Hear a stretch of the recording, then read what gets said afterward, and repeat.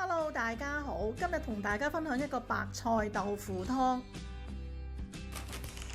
我啱啱響超市買咗2隻熱辣辣嘅烤豬手返嚟，咁嗰啲肉切咗出嚟，嗰啲骨呢就物盡其用，愛嚟煮呢個湯嘅。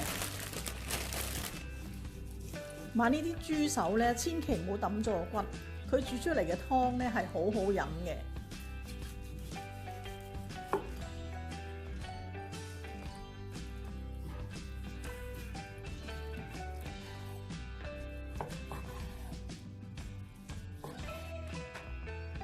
如果你係冇呢啲豬骨呢，你可以用排骨都得，或者用瘦肉都冇問題。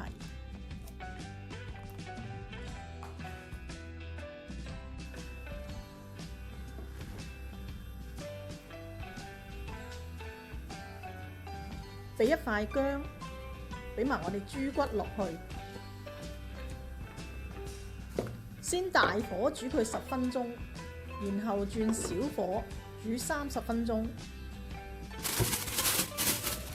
呢度係250克嘅白菜，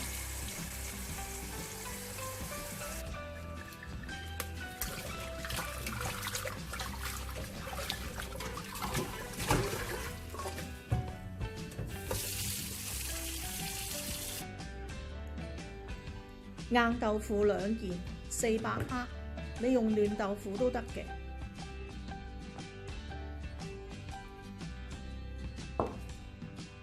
切粗件，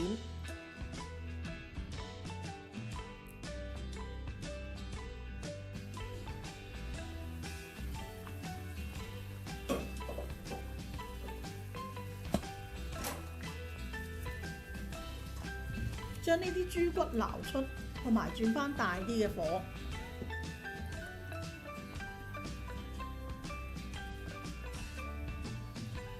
落埋呢個豆腐落去，煮3分鐘。如果你想白菜都好腍嘅話呢，你可以同啲豆腐一齊落去，煮5分鐘。呢個豆腐呢已經煮咗3分鐘，落埋我哋嘅白菜落去。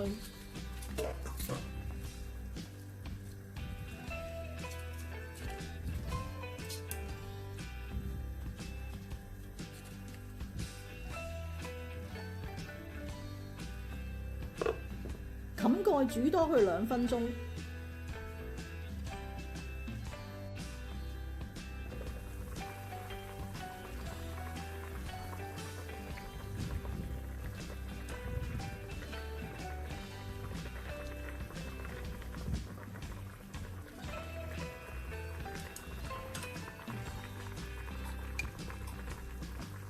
加入適量嘅鹽。咁呢煲好好味嘅白菜豆腐湯就完成咗㗎喇。